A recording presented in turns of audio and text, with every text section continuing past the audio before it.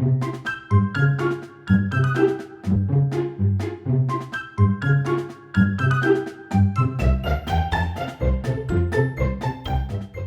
welcome to Software Lab 3.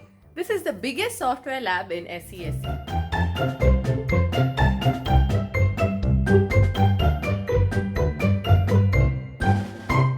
Most of the team projects like software system analysis and design, software engineering, and advanced software engineering take place in this lab. So, you will be building lots of apps and games and will definitely have fun in this lab. It's fun to note that most of your presentations for your mod will occur in this room.